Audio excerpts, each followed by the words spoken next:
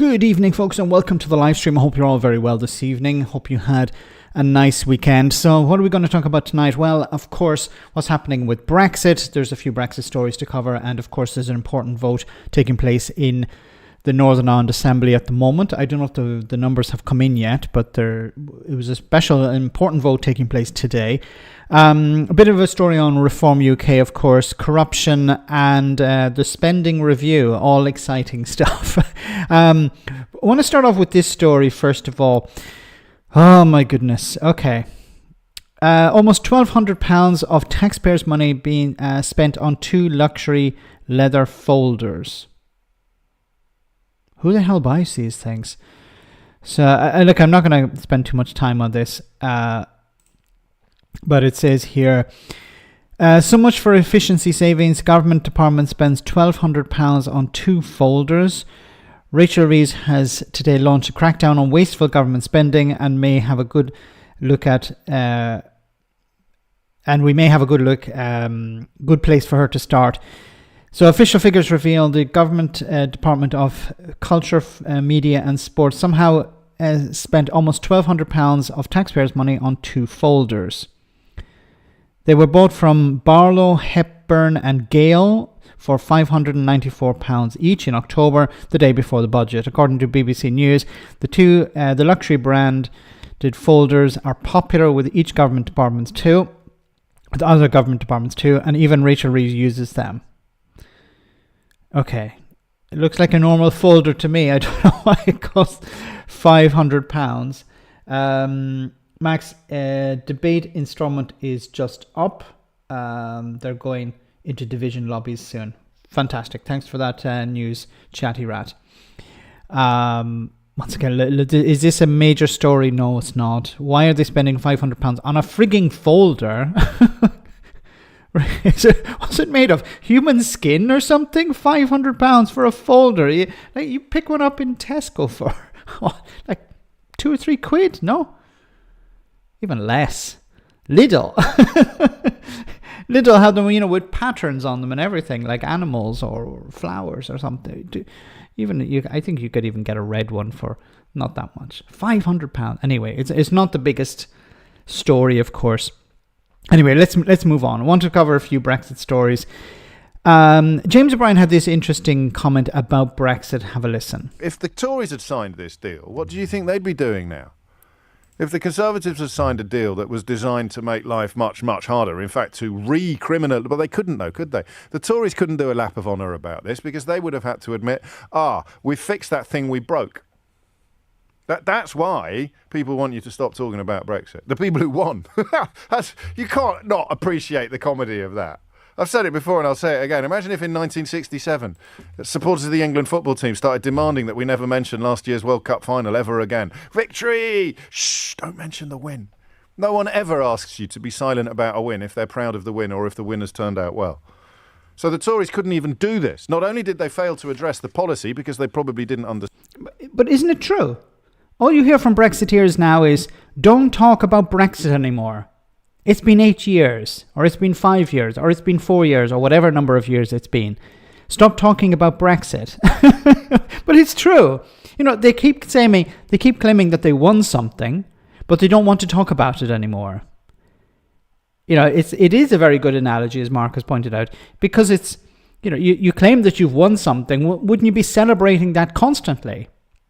But unfortunately for the Conservatives and many Brexiteers, it's, no, we don't want to talk about Brexit anymore. We won something, but we don't want to talk about it. Makes no sense whatsoever. Obviously, they know that they've won nothing. They've hitched their cart to something. In the case of the Conservatives, they've hitched their wagon to an absolute disaster, but they can't admit that it was a disaster, because then they would undermine their entire reason for existing. Understand it. But they couldn't charge themselves with the job of undoing it because they did it in the first place. What do you mean? What do you mean people smugglers in Germany aren't criminals? No, they are criminals as long as they're smuggling people to European Union countries. They're not criminals if they're smuggling people to the UK. How the hell did that happen? That's not a phone-in, although I'm tempted. I cannot lie. I'm tempted. How the hell did that happen? Do you think Farage even knows? Do you think he even understands it today? That his beloved Brexit was directly responsible for decriminalising people smugglers? He doesn't care. He's probably off to Dover with his Fisher-Price binoculars so he can rub his thighs while actually there aren't any boats crossing.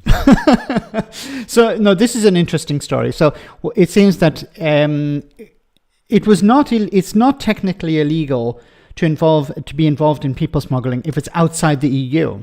So it was not illegal for people in Germany to people smuggle individuals into the UK. Because the UK is no longer a member of the European Union. It's illegal in the European Union, but what now? So I've done a quick bit of research into this, and it seems the reason it's not illegal is because it's extremely difficult to regulate. It's not worth the hassle. Because there are so many countries along the way, you'd actually have to have agreements with each of these individual countries. You'd have to make sure that they enforce the law. How are you going to? How it's very difficult for example, the EU to ensure that another country enforces the law, because it's not like, if it's goods coming in, you can check that they're carrying out that the goods are meeting a particular standard. But if it's about something like, are you respecting human rights or are you respecting the law, then it's very difficult for any country, including a big bloc like the European Union, to enforce that somewhere else. So in a sense, I think they've just abandoned it. They say, look, we can't enforce these rules somewhere else. But because of Brexit, because the UK is no longer in the European Union, it meant that it wasn't illegal or technically it's not illegal to be involved in people smuggling if it's outside the EU, which is the UK. So there's a Brexit benefit. So instead, it now seems that Starmer's government has gone to Germany to ask them to change the law. But that would only impact Germany, I believe. It wouldn't be an EU-wide law. It would be just a German law. But then you'd have to have it enforced in France as well, and the other countries along the way. Oh, God. Once again, as James O'Brien said, there's... Obviously, these people are not celebrating because they have nothing to celebrate. It'd be like if if the England team won in 1966 and then later discovered that the World Cup had been cancelled or the result had been null and void, then it'd be like, okay, well, we won, but we didn't actually win, and it's quite embarrassing that we won. Or it won because, I don't know, somebody had fouled and it wasn't a real win, or I don't know. I'm trying to think of an analogy here. Well, the UK rejoined the EU, and the UK rejoined the EU and never. I'll try to understand that comment, Kai. Will the UK rejoin the EU? Yeah, I think it will. It's going to be a long time, though. So, sticking with Brexit for a little bit, very symbolic and important first meeting of Chancellor and EU finance ministers since Brexit, Eurogroup President Pascal Donohoe says. So it says here, as we know, the Chancellor, Rachel Reeves, has been to Brussels and she met with European finance ministers. It wasn't a negotiation, it wasn't a real meeting, it was just sort of sitting in on that, which is something that we've talked about before, and there's nothing stopping the EU from allowing finance ministers from sitting in meetings, but they're not going to be part of the negotiations. So it says here, no negotiations nor demands were made at this point, Rachel Reeves said, but that will start in the new year. The UK government red lines on Brexit were reiterated that there would be no freedom of labour and no return to the single market or customs union. But Ms. Reeves said that it was in our collective national interest to build closer trade relationships with our neighbours and to cooperate on security and defence. So once again, these red lines are remaining. So not rejoining the single market or the customs union, not rejoining the EU, no return to freedom of movement. Now, in a sense, while this is extremely frustrating, it's understandable in a limited and specific way, because the UK is not going to rejoin the single market and the customs union anytime soon. So there's no point saying well, we're going to rejoin the single market and the customs union. I think it would be better for the economy if they said, look, we're starting the wheels in motion to rejoin the European Union. But once again, it has to be,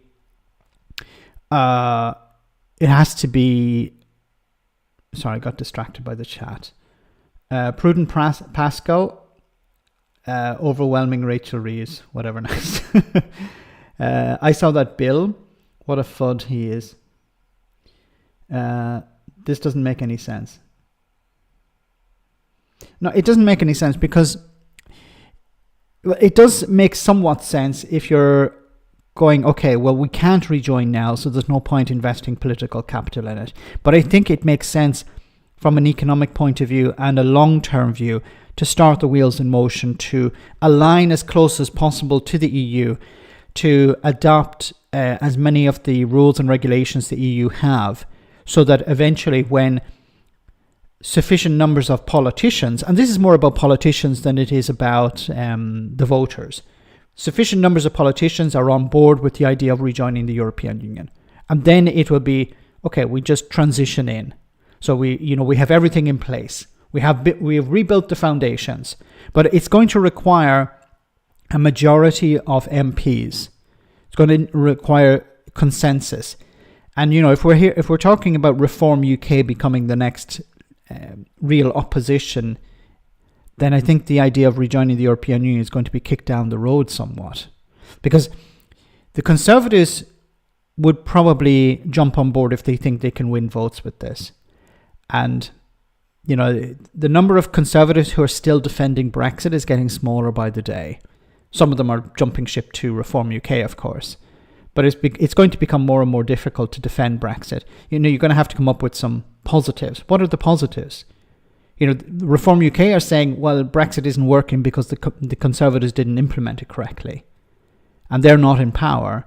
And it's unlikely they'll be in power anytime soon, or even anytime at all. So they're not going to implement a type of Brexit. And like when Reform UK get into power, if they do, it's going to be so far away from the current time period that the UK will be pretty much aligned with the European Union, I believe, at that stage. So, maybe even Reform UK would support the idea of rejoining the European Union if enough of the voters support this. Because if things are so bad and things are not improving and it makes more sense, they may say, well, we will be, I don't know, maybe I'm just grasping at straws here. They will keep COVID and war in Ukraine instead of... They keep saying COVID and war in Ukraine before instead of Brexit, yes. No, at the moment, we're not going to see anything from the Conservatives. Kemi Badenoch's in charge, a Brexiteer, and she still thinks it's a good idea. If someone more moderate took over, then it's possible that you could see something a bit more positive, but Nigel Farage wouldn't want the responsibility of fixing Brexit. Exactly, Lloyd. Completely agree. Nigel Farage doesn't want responsibility. He wants to be a kingmaker. He wants to be on the sidelines. He wants to decide who's prime minister, or he wants to be a heckler because it benefits him. He doesn't want responsibility. Nice hat. Thank you very much. It's a gift from members on Discord. Anyway, just sticking with Brexit, one more story on Brexit because I think it's important that we cover these things. On Friday, the 13th, which is obviously a wonderful day, as always, there's a new regulation coming in. It's not actually a new regulation. It's an old regulation, but it's being implemented pretty soon. It says here, EU regulation on general product safety. I've covered this before on the channel. Guidance for market surveillance authorities, which applies in respect to Northern Ireland from the 13th of December 2024. So this is goods moving from Great Britain into the EU in a sense, but into the single market, which the closest point, of course, is Northern Ireland. So if you have a small business in GB and you want to sell goods into Northern Ireland, well, you're going to have to follow this rule from the 13th of December this month. And you can see there are a lot of things to follow.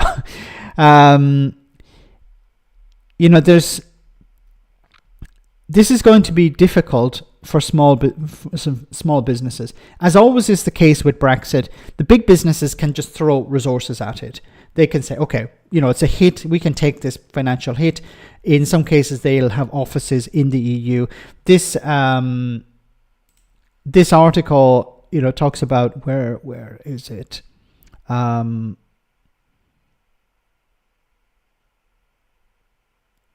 I'm trying to remember where it is. What it requires is that you have a business, a location, an address in the European Union, so that, for example, and I'm trying to because it's quite complicated, and I'm not sure I fully understand it. But for example, if you have a small business and you're selling things on Etsy, for example, Etsy Marketplace, or on Facebook Marketplace, or if you're selling stuff on eBay. Maybe you're arts and crafts, or maybe you're taking old furniture and you're restoring it and you're selling it online. You're going to have to make sure that when you sell it, that if someone in the EU has a problem with that product, they can ship it, I believe, to a producer in the EU who will make sure that it meets a particular standard or whatever. Or if there's an audit to be carried out on trade between, the seller and the consumer, that there's some middleman, and this middleman is in the EU, so that if there's a check to be carried out, the EU officials can go to that address in the European Union and check, do an audit or carry out checks on bureaucracy, on paperwork, whatever. Now, this is going to be, of course, it's going to be extremely difficult for small businesses because they don't have an address in the European Union. So they're going to either have to abandon selling goods into the EU, into the single market, or they're going to have to work with a business in the European Union who's offering this type of service. So, and I would imagine it's not cheap. It could be the case of paying per shipment, or it could be the case of, having some sort of monthly service if you're constantly selling goods into the single market. So if there's a problem, the goods can be checked this way, or the paperwork is checked within the EU. Businesses getting hurt on top of that. Northern national insurance tax rise by the government. Businesses feel they have been abandoned by both major parties. Well said, Reagan Elite. I think the national insurance rise, of course, is a replacement for the national insurance cut that the Tories put in place not that long ago. So, but it's seen as a tax rise, and it's going to make it more difficult for businesses. Now, some businesses will be exempt; they will receive support. Others will not, and they'll either take a hit, when it comes to their profits, or they're going to pass this on to consumers. Either way, it's going to drive up inflation somewhere, or it's going to make it difficult for small businesses in particular. Once again, the big companies, they can get around these problems, but the smaller ones, of course, can't. Brexit just gets better and better, doesn't it? So, one final story here related to Brexit I just wanted to cover. There is a vote taking place in the Northern Ireland Assembly today. I think there's a division at the moment, so the vote results are probably coming in as I'm speaking. GPSR regulations apply to all economic operators, manufacturers, importers, internet sellers, etc. in the EU. Thanks for that, Chatty Rat. If Deform UK Limited ever come around to the UK rejoin the EU, it has to be preceded by a public apology and a triple helping of humble pie. Yes, we're not going to see that from Donald Trump, from Nigel Farage. Aren't they more or less the same anyway? You can't see where one ends and the other begins. So it says here, Stormont debating post-Brexit trading arrangements. Stormont Assembly members are debating whether to continue with Northern Ireland's post-Brexit trading arrangements. The process, known as the democratic consent notion, was first agreed between the UK and the EU in the 2020 withdrawal agreement and gave local politicians a say in the post-Brexit trading rules. The arrangement, the Windsor Framework, was agreed between the UK and the EU in 2023. The effectively keeps Northern Ireland inside the EU single market for goods. The vote will decide if arrangements will continue to operate for another 4 years. several parties at Stormont tabled a motion to the Assembly as part of the process that guarantees Assembly members a say on whether to maintain some of the arrangements. So it's likely to pass. Still waiting for the results to come in. But if it passes with a simple majority, it's going to be the status quo. It's going to stay as it is for the next 4 years. If it passes with a supermajority, it will be as it is for the next 8 years. So it'll be reviewed again in 8 years. Now, if it fails, then the EU and the UK will have to come back to the table and they will have to renegotiate part of the Windsor Framework. It doesn't suspend everything, it just suspends part of the protocol and the Windsor Framework. And then the two sides have to negotiate this. Now, this, of course, would create a lot of problems because it would result in checks going up again.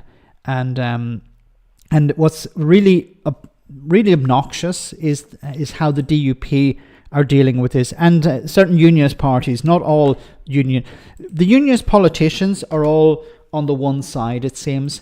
They're against the idea of extending continuing with the status quo, but they have no other alternative. So here's a unionist politician explaining why he was voting against it. The party will be looking to make sure that these Articles 5 to 10 aren't being retained, because quite frankly, it doesn't work for Northern Ireland. And as we continue to diverge from our major market, which is the rest of the United Kingdom, we're in a situation now where things are just going to get worse for Northern Ireland. No, see, the problem here is that if the UK as a whole aligns itself more with the EU, then Northern Ireland by default will get closer to the UK internal market. See, if the UK diverges, if Great Britain, if Westminster decides to diverge from EU standards, which I don't think the Labour government want to do, if they want to diverge, then of course that's going to create more friction between GB and Northern Ireland. So that's why you would imagine unionist politicians in Northern Ireland will be campaigning, will be demanding, will be pleading with Westminster to align closer with EU standards, to rejoin the single market and the customs union. That's what they should be asking for. But instead what they're saying is, no, the current approach is not working. It's driving a wedge between GB and Northern Ireland, and we want it stopped. But they don't have an alternative. And there's an alternative for them. Our own businesses. This isn't the best of both worlds. It's actually the worst of both worlds. And indeed, even last week, where we saw the new Mercosur rules and regulations for agriculture that are coming into the EU, and the ability for those to bring in sort of additional poultry and beef imports into it, those are going to have a real impact on Northern Ireland agriculture. Those are things we can do nothing about. Yeah, so you're voting for this not to continue. But I suppose if you do that, what's the alternative? What should be put in place? Listen, I have been, and Lord MP, we have been telling everybody what the alternative is for years. Remember, our party voted for Remain in the first place because we didn't think what we were going to see was going to work out. What we've been doing ever since then has been putting forward alternatives because we don't want to see any borders, north, south or east or west. That's what we've been saying time and again. Every single stakeholder out there has got a copy of what we've tried to do. That's where we need to get to. That's what our alternative is. Okay, what is it? Yeah, we have it in our pamphlet. Okay, well, what is it? And people can't say we haven't had an alternative because we've been giving it to them now for years. It's 2024, Steve. We're still talking about Brexit. For you, looking back now, how do you sum up Brexit? I think Brexit's been a disaster. I don't think Brexit is working for anybody. It's not working for the European Union. It's not working for the United Kingdom. But what we should be doing is trying to get something that makes sure that Northern Ireland doesn't become a place apart. That's what we've got to work towards. And that's...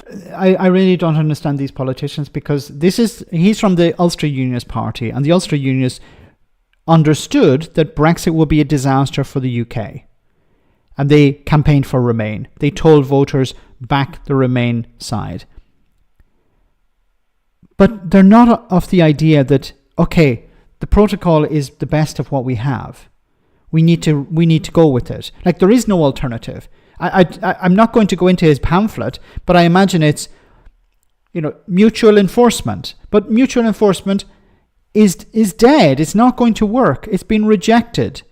The UK government isn't even in favour of mutual enforcement. They understand the Windsor Framework is the only game in town. And it's disheartening that there are unions who understand that Brexit was a disaster, but they're afraid to pick a side here, or pick the right side. He knows the right side is we need to stick with the protocol, but he can't tell his voters that, because his voters seem to think, but the protocol means the Irish Sea border. But there is no other alternative. There perhaps might have been some sort of alternative if Boris Johnson was still in charge, but those days are gone. The Labour government wants to have a good relationship with the European Union. It doesn't want to pick fights. It doesn't want a trade war. It wants to have a good relationship. So you should be encouraging your supporters and your voters to back the idea of rejoining the European Union. Max, for the Christmas number 1, Bill Silver, I'm hearing the GoFundMes start to give Max money and not to make an album. Yes, it's like the OnlyFans. I'm thinking of setting up an anti-OnlyFans. If you pay me money and I reject the idea of having an OnlyFans. It's like the singing, okay? I refuse to sing. You pay me not to sing. Okay? It saves people's ears, okay? It saves people's ears. Okay, anyway, we're about halfway through the stream, so I just want to take a short comedy moment. I hope you enjoyed this. I really did. It's a bit juvenile, but I hope you enjoyed this clip that I'm going to show you. Oh my goodness.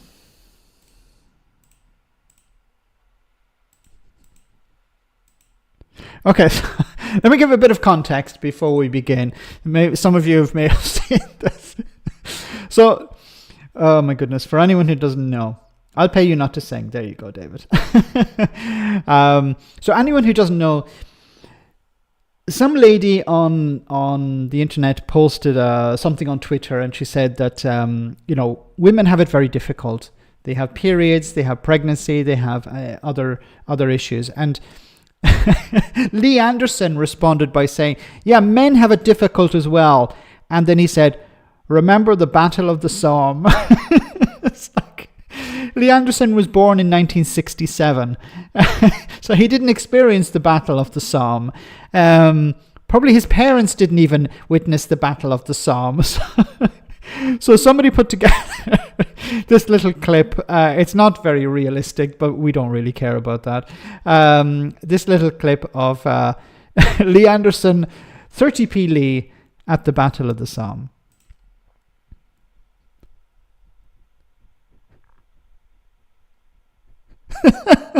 I'll just let it run on loop because it's so funny. It's very short, but I like the Iron Cross. I like the touch of the Iron Cross. So that's, of course, Lee Anderson when he was during the Battle of the Somme, delivering meals for 30p to the brave soldiers. He did his bit during the battle. I like how one of the plates just pops into his hand like that. There's no glitch whatsoever there. So, oh my goodness, it needs music. I think it needs music and a voiceover now. Lee Anderson wearing his well-earned Iron Cross, or in his case, the Very Cross. Oh my goodness, 30 shillings, Lee, or 30 pence, Lee. Threepenny bit, Lee. Oh God, I love these things. Isn't the internet great? Isn't artificial intelligence great? Okay, anyway, let's move on. Sticking with Reform UK for a moment, we have this story.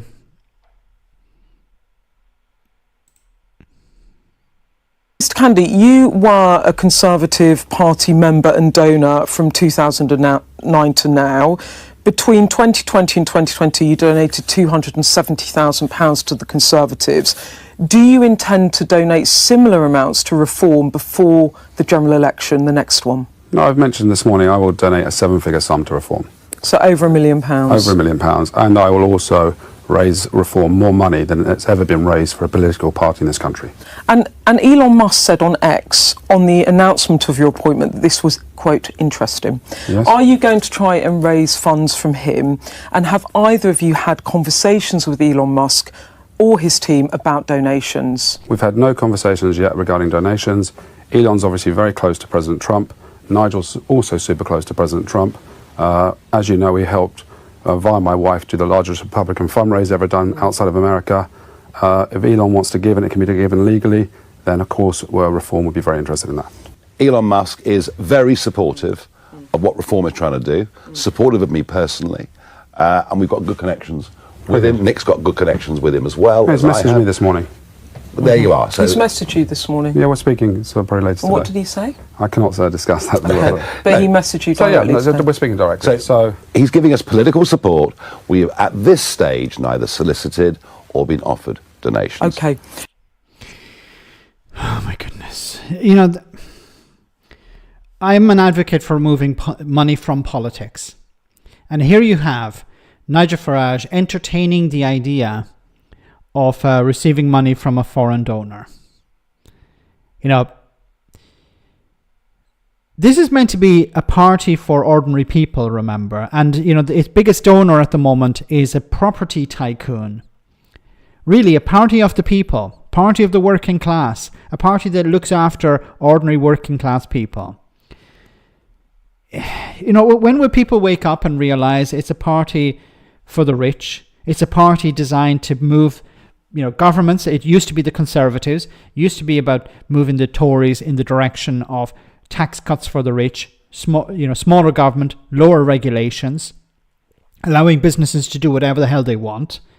And that's what it exists at the moment. It's about trying to push the Labour government further to the right. I like Clog's comment. That's what it's about. And you know, what we should be doing is moving away from money in politics. Can you imagine publicly funded political parties, where every party would receive taxpayer money, and that's all they could only spend it on campaigning and stuff like that. There would be no outside interests. Because once again, if you're donating to a political party and it's a massive donation, as was pointed out here in this clip, about £1 million or more, you want something in return, or you want to influence politics to suit you. Like, why would somebody who's a multimillionaire or a billionaire donate to a political party that wants to help poor people? How does that make any sense? You know, if you wanted to donate to a political party that cares about poor people, you'd vote. You donate to the Green Party, or maybe Labour, maybe, but the Green Party in particular, or Jeremy Corbyn's organisation. That's who you'd be donating to, because they actually care about poor people. But instead, you're donating to Reform UK. And what track record has Nigel Farage of looking after poor people, ordinary people, working class people? No, he convinced them to vote for something that was against their own interests. Frekaponi, great to see you on the stream tonight. Thanks so much for that super chat. Farage preaches sovereignty, yet he sells his party to the highest bidder. He's in the pockets of the establishment he claims that he's not part of. Of course. And he wears it like a badge of honour. Look at all this money we're receiving from multimillionaires, ex-Tory donors. Look at how much this money that's been talked about from Elon Musk, the richest man in the world. Like, you know, you're claiming to be a party of ordinary people. The People's Army, that's what they describe themselves as. And he's taking money from the mega rich. And once again, as you said, he claims to care about sovereignty. But he's happy to take money from foreign donors. Now, has any money exchanged hands between Elon Musk and Reform? We don't know. We don't know. You know, he doesn't have to turn up with a brown envelope stuffed with cash. You know, there are ways he can donate to. He could donate through his subsidiaries. in the UK, like Tesla, or some of the or Twitter or X. Or he could donate in other ways. It may not be cash, spent, handed over to Reform. It could be, okay, what we'll do is we'll promote Reform UK ads, or we'll provide you with free advertising on Twitter or on other social media outlets. We'll buy the ads for you. That's a sort of political donation, but it's not probably something you have to declare. We could have prevented far-right populism if decades ago we clamped down on human-toad crossbreeding.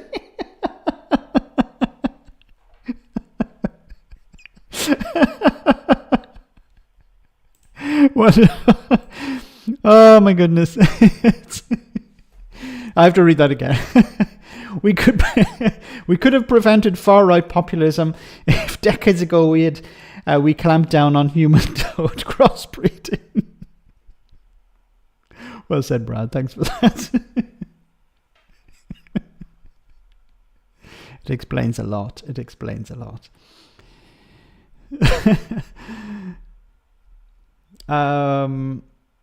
Why do ordinary people vote for them? It's so tragic. I don't know if that's a rhetorical question, but I'll try and answer it if it's not.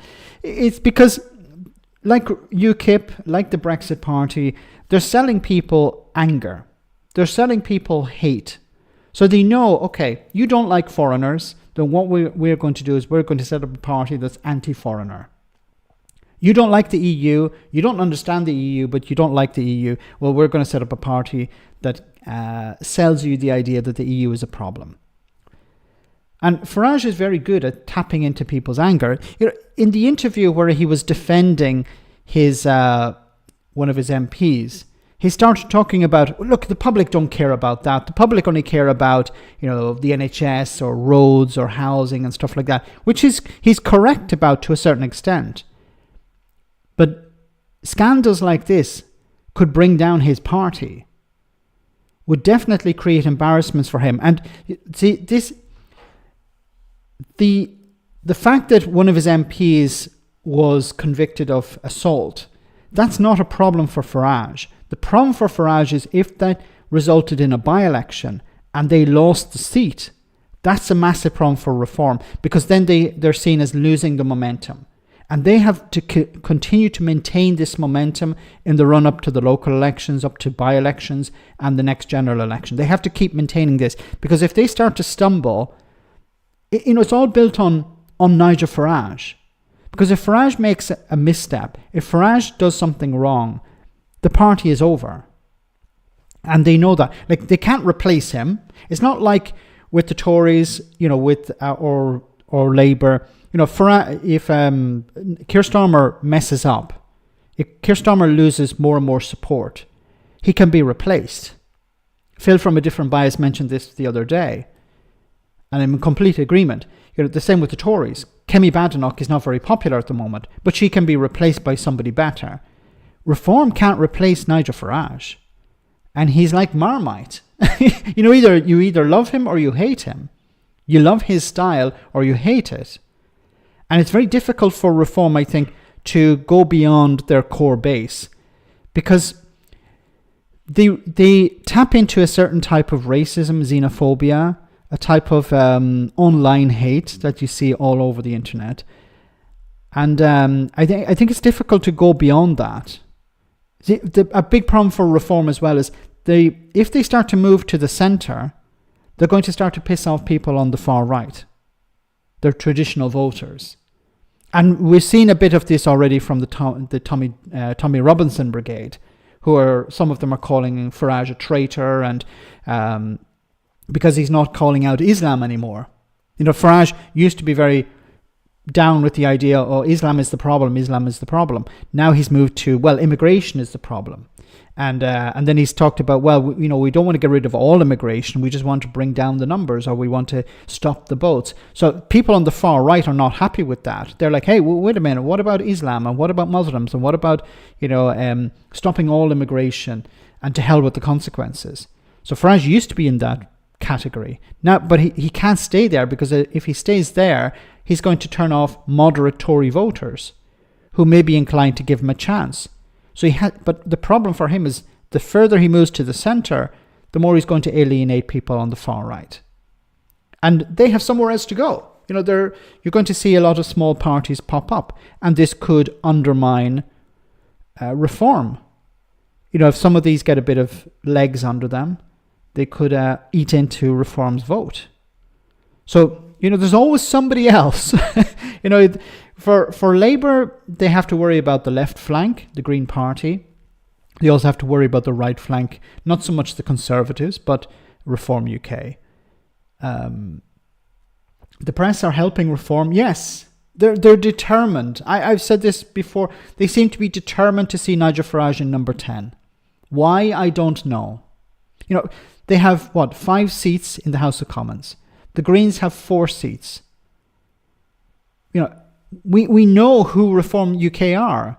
We don't know who the Green MPs are. That's the mad thing. Liberal Democrats. It's not just about your face appearing on TV, on Question Time or on the BBC. On Sky News or the BBC. It's also about if the public know who you are.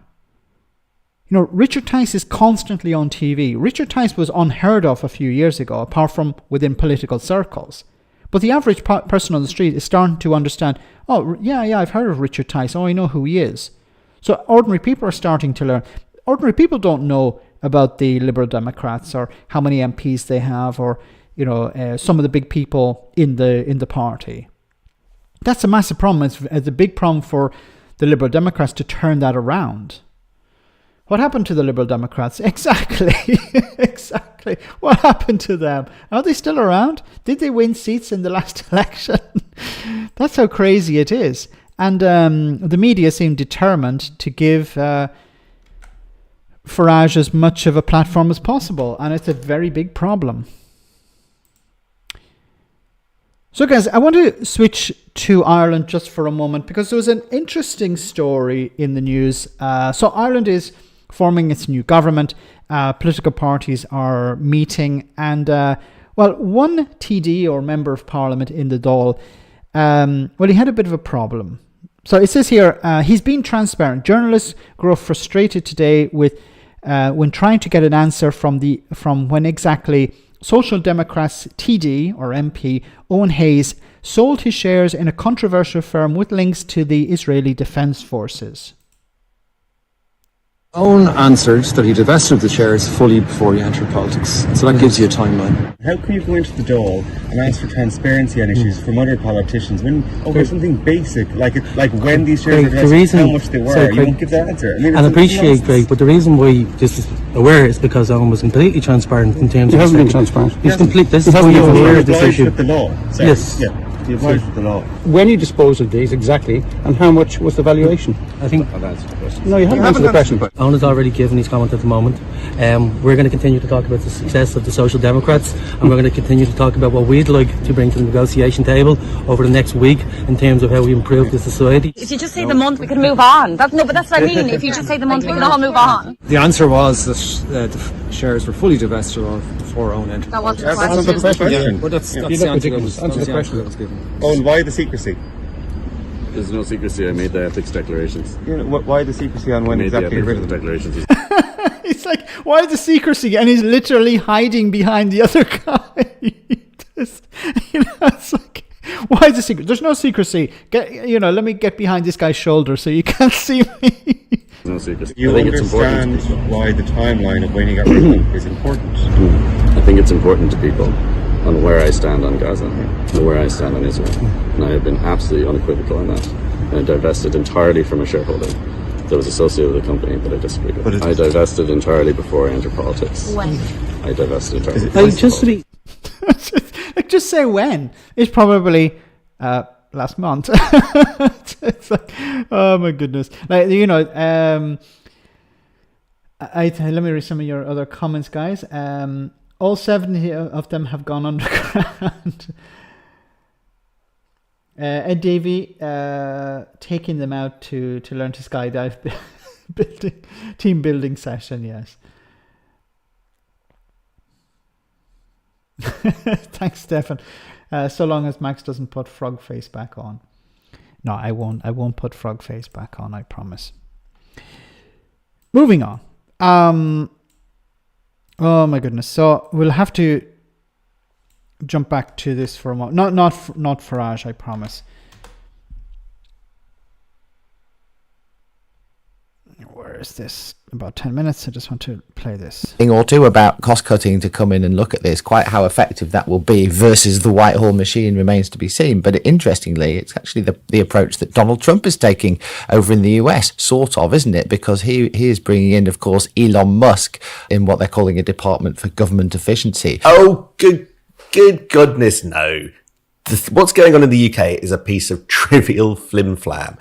It is a headline for a press release. I doubt that these private sector figures, these bankers, will have the slightest impact on the spending review whatsoever. There'll be one headline now. There'll be one headline in a few months. It is completely different to Elon Musk. And frankly, I thought that line was a bit of a joke, and I will not be convinced unless I get hard evidence otherwise. I mean, I think that's very, very cynical of you, Sam. I mean, Elon Musk is planning to cut the entire US government by like a third or something like that, which is exactly what he did at Twitter. I'm sure that these random former managers of Lloyds Bank will be planning something similar. I hate this attempt to copy and paste US politics into UK politics because they're completely different. So does Rachel Reeves need an Elon Musk? No, she does not need an Elon Musk. So a little bit more about this. This is about the so-called the spending review, which is coming up. And it seems that Rachel Reeves wants to, well, let's hear it again. All across Whitehall today, letters from the number 2 in the Treasury, Darren Jones, will arrive with a thud on the desk of Secretaries of State, announcing that between now and June, which is when we're told this spending review is, a little bit later than we thought, that the Treasury will be combing through all of their books in order to work out how much money to give every department. The way that basically government accounting works is the Treasury holds the purse strings. It works out the overall amount of money it wants to spend, and then it allocates them by department. Each department on this occasion and this spending review, for the first time since 2007, will have to justify every single line of spending, we are told, right down to individual projects worth millions, in order to continue to have them funded by the centre. It is the way that the UK Treasury maintains a near unparalleled grip on the political process in a way that I don't really think happens anywhere else in the Western world. It means that Rachel Reeves continues to be the most powerful figure in the government for good or for ill, because these processes put her and her Chief Secretary, Darren Jones, right at the start of it. You might think that cabinet ministers hold the power, Jack, and the other members of the cabinet amount to much. In a spending review period, they all have to kneel before Rachel Reeves, present their plans, and be told yes or more likely no, because in this spending review, things are very, very tight. This is quite depressing because it means that government departments will have to go, as was pointed out here, to Rachel Reeves and justify, okay, we're spending money on this project, and then the Treasury may say, well, you can't justify that, so you're not getting the funding for that project. And, this is going to... What is she effing doing, Max? Also, it's been a while, Max. I don't think you noticed that I wasn't in your live stream. And what is frog face? Great to see you back on non-user. Well, we have 160 viewers, so I'm sorry if I don't say hello to everyone. Apologies, but it's great to see you back. What is frog face? Frog face is, of course, Nigel Farage. Now, what's happening here is it seems to be an iron grip that the Chancellor is going to have on government departments, and government departments need to be free to spend money as they see fit. There was this idea that they're going to devolve more powers to ministers, devolve more powers to mayors, devolve more powers to regents, devolve more powers to devolved governments.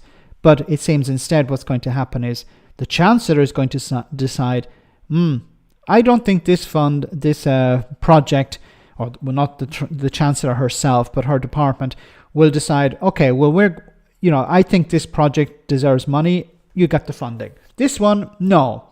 Now, how would somebody in Whitehall, in the Treasury, decide, like, how can they justify whether something deserves funding or not? Like, they don't know what these projects are all about. It'd be like, having your accountant, if you have an accountant, having an accountant go through everything that you buy and everything you spend your money on, and then they decide whether you spend your money on these things or not. We're basically in austerity. It's a bit like austerity. Because some things will be, well, this is not justified, so it has to be cut. But it's not, I don't think it'll be the case of, this will be austerity in the sense that this will be cut.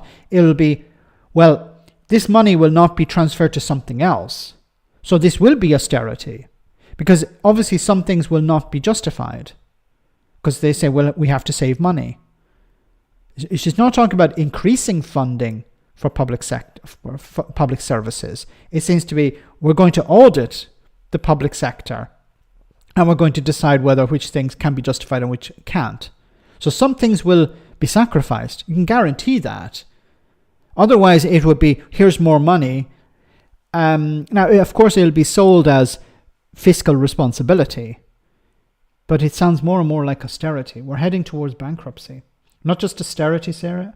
I see it I see us in a war. Benefits will be the biggest cut, I believe. Yes, and they've already said that. They've already said that what they're going to do is force people off benefits into jobs. Basically said that. Buying a folder worth £500 is not justified. No.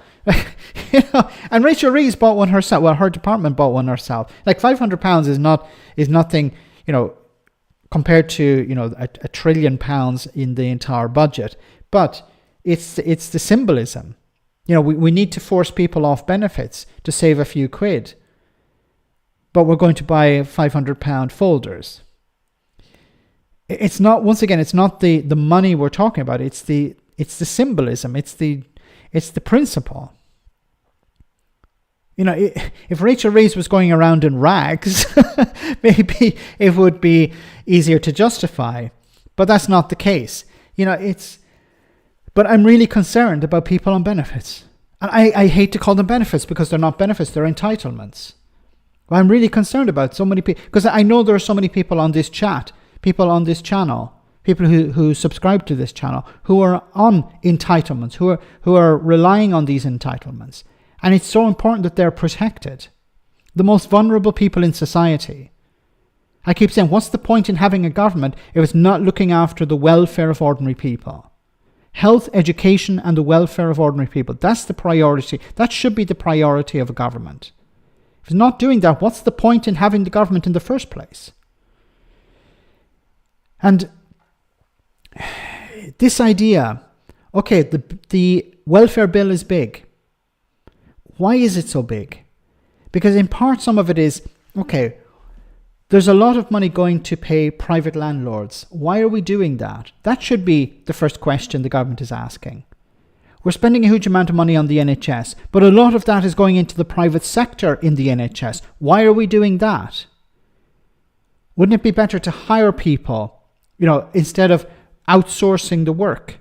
Wouldn't it be better to support people who are looking to get into work, as opposed to spending money forcing people who can't do jobs into jobs that they can't do? Rees could ease the pain by saying Labour MPs won't take a pay rise next April, but she won't. No, she'd have a rebellion within the party. They could suspend the independent commission on MP salaries and say MPs' salaries will not rise. Everyone's going to take a cut. There would be rebellion. You can imagine the vote that would take place, if it's going to be a vote in Parliament. I don't know how these things work in regards to that. But if there was a vote, Parliament would be full, I can guarantee you. As opposed to, when there's a vote on whether benefits should be increased or whatever, there's only like 3 people in the House of Commons at the time. It'd help if we lived in a democracy.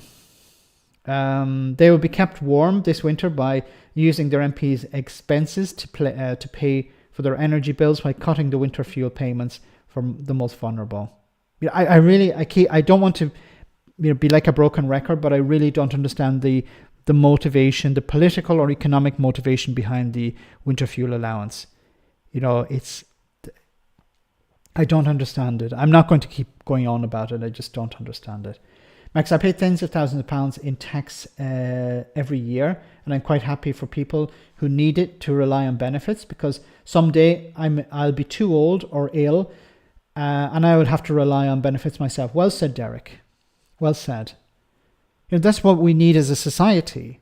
The people who have the broadest shoulders pay in, and if they don't need to rely on those benefits, that's great. But we don't know the future. We're all one. Like if people are working, they're one accident away from being in a very, very difficult situation. We know all the stories. It's -2 here now in central Scotland. My goodness. And I'm not going to go into what's happening in Scotland, because, Scottish Energy is not devolved. The Scottish government, I know, would like to do more to help people, but its hands are tied. The winter fuel, once again, there's no economic justification for it, and there's no political justification for it, because, you're just harming people, the most vulnerable people, and there will be elderly people who will die this year. Guaranteed. 4,000 elderly people died last year because of the cold. And the government think that, well, what we'll do is we'll just ramp up people's access to the benefit, the winter fuel payment, or some sort of support. But there'll be many people who will either get the support or don't get the support, will refuse to put on their heating because they're afraid they won't be able to pay the bill. And then they'll suffer from hypothermia. And then they'll end up in hospital. And you're going to see a lot of people in A&E putting pressure on the NHS, which is an extra cost. So you're taking money from one area and saying, okay, we're going to save 1.5 billion, I think it is. But then what's the cost for the NHS? What's the cost for society? Scotland philosophy, those who are with the broadest shoulders pay more. We have 6 tax bans. That's the way it should be. Like, if you have more than you need, then what's the problem with paying a bit more tax?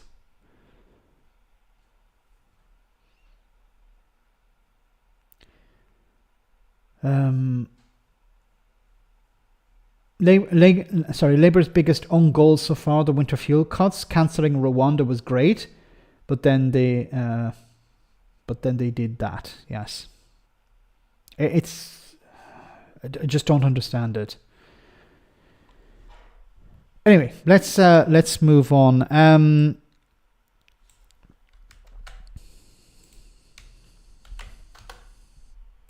Next story.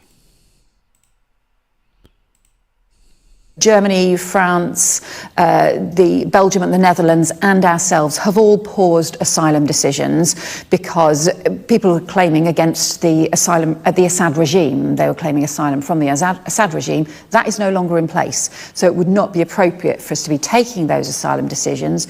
But we don't yet know how things are going to play out. We will need new guidance for Syria for making those asylum decisions, but we need to monitor what happens at the moment so that we can make for progress going forwards. Right, bringing our political correspondent Ali Fortescue. Germany, France. Okay, I don't know why I cut off like that. So, look, it makes sense for the government to pause maybe the asylum claims from Syria. A lot of people want to return. They should be helped if they can. Return to what, I don't know, because many people, their homes were probably destroyed during the war.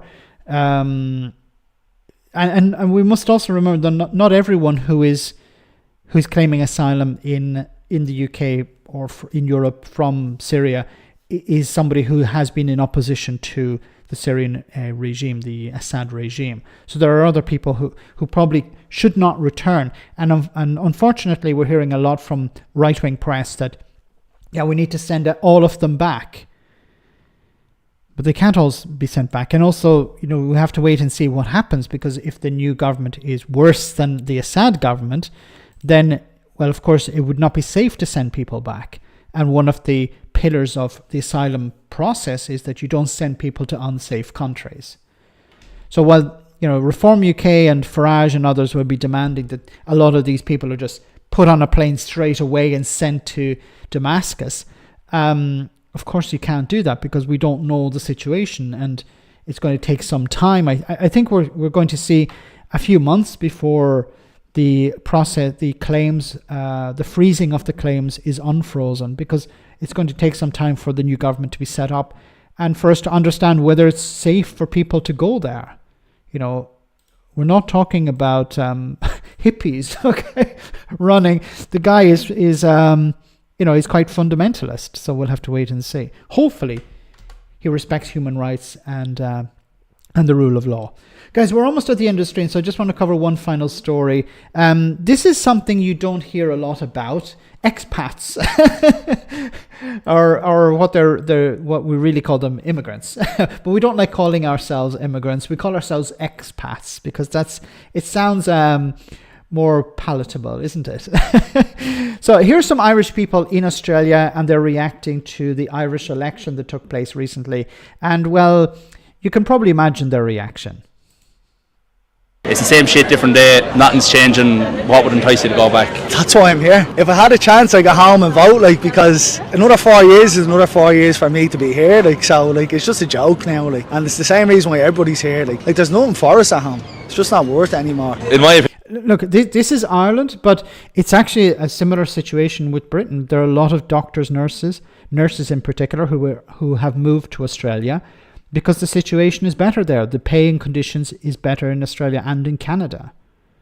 In my opinion, it doesn't really matter who's in government. Nothing is really going to change. It's like whether it's Sinn Féin or Fine Gael, Fianna Fáil, it's always going to be the same just because that's the way politics is. Maybe we love the misery. We love the misery. But I suppose it is as well. I mean, a lot of the generation that want change aren't in Ireland. Is that the reason why you've been out here that long? It's part of a reason I don't want to go home. The fact that nothing's going to change. That's an interesting take that the lady had before. Said a lot of the people who want change are not at home. So the people who don't really want anything to change are at home. It does make a lot of sense. It's not completely true. It's not to say it's not true for everyone. But a lot of the people who are like, I can't stick it here anymore. And a lot of people have left Ireland because the cost of living is so high and they're not seeing, public services being rebuilt. Ireland is extremely rich, but there's a huge amount of people who are homeless. The cost of living is extremely high when it comes to housing, for example, and the healthcare service is on its knees. There's a concept of trolleys, people being left on trolleys. And I remember when I was a kid growing up, hearing in the news, on the news bulletin, 600 people are on trolleys tonight. And that was back in the 1990s. It seems like this problem is never going to be resolved.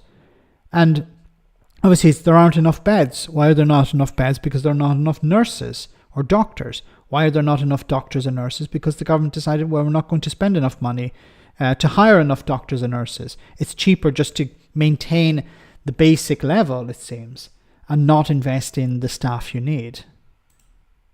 Nothing's going to get better if it's the same shit, different day, Yeah, 100%. It's just a joke now. Can't rent, have to live at home until they're 30. Odd, and I'm not having a kid at home with me mad there. I don't think it matters. I'm not going to have a kid with my ma there. No, probably not. At all. Everyone's in the exact same position. They're given the exact same things. They all do the same. And then it's so easy be on the other side and criticise. And then once they get in, do we actually do anything? Probably not. No, well, definitely not. There isn't really an encouragement for the new government to do anything different. Because, look, we were elected based on the status quo. So why would we change the status quo? Why would we do something different? Perhaps the Irish government needs Alan Partridge to say that's more to Ireland than this. Well said, Frickle Bunny. I did rent in Dublin, but I found the area are not safe. The rents are low, while part of the Dublin where the area is safe, the rents are really high. Yes. That's the dilemma. You can find cheap places to rent, but you don't want to go out at night or in the morning or during the day. just stay inside. But this is an issue. Like generally in Ireland, in Dublin in particular, the further you go out from the centre, the more the cheaper the rent or house prices become. But then the problem with if you work in the centre, or if you work on the other side of the city, it's going to become extremely difficult for you to get to work in the morning. I lived in Dublin for a number of years, and it was depending. I changed job a few times. I was really lucky that I was near the train, or the DART, which is a light rail service, and I was at work in 45 minutes, and that was great. Other times it took an hour and a half because I had to travel on to the other side of the city. So, take 2 buses, one to the city centre and then take another to get to the other side of the city. So you might find cheap rent somewhere, but there's a massive cost that comes with that. Maybe safety or living very far away from where you have to work. The local hospital, you'll see suits walking around with clipboards and nothing gets done. I hear that a lot, Maria. There's a lot of managers but not enough workers to do the actual work. Fingers crossed, Fred, Trump won't last a full year. Let me see Fred's comment. I don't see Frederick, yeah.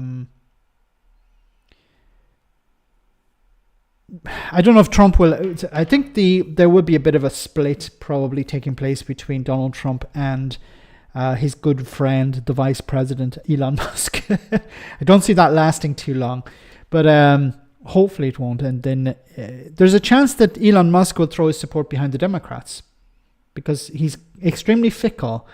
And if he falls out with Trump, there's a chance that he would turn his ire against Trump. I don't believe for a second that he cares about what's happening in Britain. I don't think he cares about Farage or Keir Starmer. I think it's just about amplifying people because he has nothing to do. Doesn't he have something better to be doing than on Twitter all the time, amplifying the worst elements in society? Elon Musk. Well said. So guys, we're almost at the end of the stream, so I want to say thank you so much to everyone who came on. Thank you so much for your super chats. Thanks to the moderators for doing a wonderful job as always. And before we finish, we have this one funny video. It's an old one, but it's still a good one. I hope you do enjoy it. And I'll see you on Friday, same bad time, same bad channel. Stay safe, take care, and enjoy this.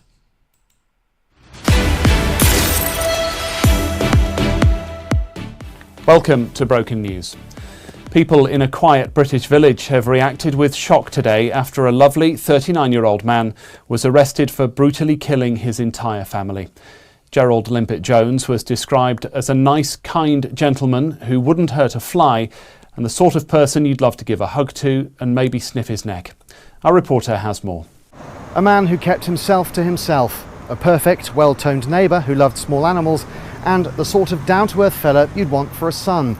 Words used to describe Mr. Limpet-Jones, who lived just behind me here in the sleepy village of Swansfield Borough under Mipsey. The humble and well-respected hedge fund manager, who was today arrested for brutally bludgeoning to death his wife, Tracy, or Rachel or something, as well as some other women, had never done anything like this before. Friends and neighbours have paid tribute to Mr. Limpet-Jones, who's expected to face life in jail. They say they'll miss him, calling him a caring soul who gives a lot to charity and helps out at the local church. A sad loss. Back to you. A lovely story, thank you. Well, a fundraiser has been set up to cover all legal fees, and there is to be a vigil tonight for Mr. Limpet-Jones. Best of luck to him. That's all from Broken News. You're up to date. It's so true. It's so true. So guys, have a great week. I'll see you on Friday, same bad time, same bad channel. Stay safe, take care, and good night.